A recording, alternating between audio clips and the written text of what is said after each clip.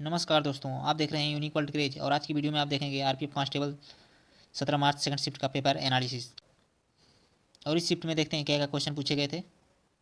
तो चलिए वीडियो को शुरू करते हैं। अगर आप चैनल पर नए हैं तो चैनल को सब्सक्राइब करें और वीडियो को लाइक अवश्य करें।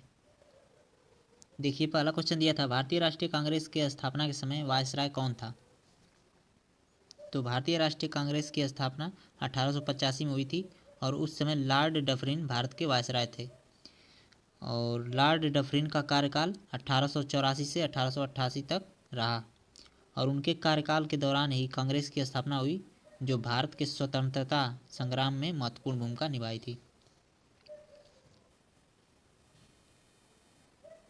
अगला प्रश्न आया था, गोवा की तट रेखा को किस नाम से जाना जाता है फ्रेंड्स। तो गोवा की तट रेखा को कोंकण तट के नाम से जाना जाता है, यह क्वेश्चन आया था। और कोंकण तट महाराष्ट्र, गोवा और कर्नाटक के तटीय क्षेत्रों को शामिल करता है और यह तट रेखा अपनी सुंदर समुद्र तटों और समृद्ध सांस्कृतिक विरासत के लिए प्रसिद्ध है। एक क्वेश्चन यहाँ पर आया था, रोलिंग प्लान कौन सी पंचवर्षीय योजना में था।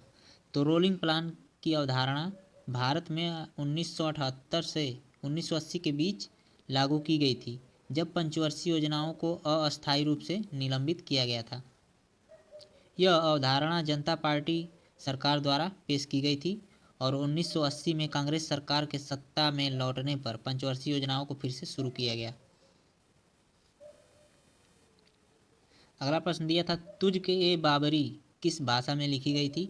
तो तुझ के ए बाबरी बाबरनामा चगताई तुर्की भाषा में लिखी गई थी। यह मुगल सम्राट बाबर की आत्मकथा है और बाद में इसका फारसी और अन्य भाषाओं में अनुवाद किया गया। अगला क्वेश्चन दिया था, भारतीय संविधान की 8वीं अनुसूची में कितनी भाषाएं शामिल हैं या यह किससे संबंधित है। ऐसा कुछ प्रश्न दिया गया था तो उससे रिलेटेड मैं लाया हूँ। भारतीय संविधान की 8वीं अनुसूची में वर्तमान में 22 भाषाएं शामिल हैं। यह अनुसूची भारत की मान्यता प्राप्त भाषाओं से संबंधित है। शुरुआत में इसमें 14 भाषाएं थीं, बाद में संशोधन के माध्यम से अन्य भाषाएं जोड़ी गई थी। अगला प्रश्न आया था, अक्टूबर 2024 तक भारत में संगीत नाटक अकादमी द्वारा आधिकारिक रूप से कितने शास्त्रीय नृत्य रूपों को मान्यता दी गई। तो संगीत नाटक अकादमी ने आधिकारिक रूप से 8 शास्त्रीय नृत्य रूपों को मान्यता दी है और इन नृत्य रूपों में भरतनाट्यम, कथक, कथकली, मणिपुरी, कुचिपुड़ी, ओडिसी, सत्रिया और मोहिनीअट्टम शामिल है। तो इन्हें आप ध्यान दीजिएगा।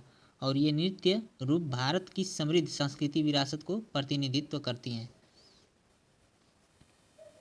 अगला क्वेश्चन आया था 1857 की क्रांति से। 1857 की क्रांति के बाद वायसराय ने क्या किया था। तो 1857 की क्रांति के बाद वायसराय ने भारत सरकार अधिनियम 1858 पारित किया गया, जिससे ईस्ट इंडिया कंपनी का शासन समाप्त हो गया और भारत सीधे ब्रिटिश क्राउन के अधीन आ गया। लॉर्ड कैनिंग उस समय वायसराय थे और उन्होंने भारतीयों के प्रति उदार नीति अपनाई और कई सुधार लागू किए। पेरिस 2024 ओलंपिक की पदक तालिका में शीर्ष स्थान पर किसने हासिल किया था। तो पेरिस 2024 ओलंपिक की पदक तालिका में शीर्ष स्थान पर संयुक्त राज्य अमेरिका था और अमेरिका ने स्वर्ण, रजत और कांस्य पदकों की कुल संख्या में बढ़त बनाई और चीन और जापान ने क्रमशः दूसरा और तीसरा स्थान प्राप्त किया था। अगला प्रश्न आया था, भारतीय संविधान में केंद्र सरकार राज्य सरकार को किस अनुच्छेद के तहत निर्देश दे सकती है। तो भारतीय संविधान के अनुच्छेद 256 में केंद्र सरकार को राज्य सरकार को निर्देश देने का अधिकार प्रदान करता है और यह अनुच्छेद केंद्र और राज्यों के बीच कार्यकारी शक्ति के समन्वय से संबंधित है। यदि राज्य सरकार केंद्र के निर्देशों का पालन नहीं करती है तो अनुच्छेद 365 के तहत कार्रवाई की जा सकती है। अगला प्रश्न दिया था, बाबरनामा पुस्तक के लेखक कौन थे। तो बाबरनामा पुस्तक के लेखक स्वयं मुगल सम्राट बाबर थे और यह उनकी आत्मकथा है, जिसमें उन्होंने अपने जीवन, युद्धों और अनुभवों का वर्णन किया है। यह पुस्तक चगताई तुर्की भाषा में लिखी गई थी। देखिए, अगला क्वेश्चन आया था, दमन से गोवा तक के तट को क्या कहते हैं। तो दमन से गोवा तक के तट को कोंकण तट कहा जाता है। यह तट रेखा महाराष्ट्र, गोवा और कर्नाटकी तटीय क्षेत्रों को शामिल करती है। कोंकण तट अपनी प्राकृतिक सुंदरता और समुद्र तटों के लिए प्रसिद्ध है। 1857 की क्रांति के समय ग्वालियर का राजा कौन था? यह प्रश्न पूछा था। तो 1857 की क्रांति के समय ग्वालियर के राजा जयाजीराव सिंधिया थे और उन्होंने ब्रिटिश सरकार का समर्थन किया था।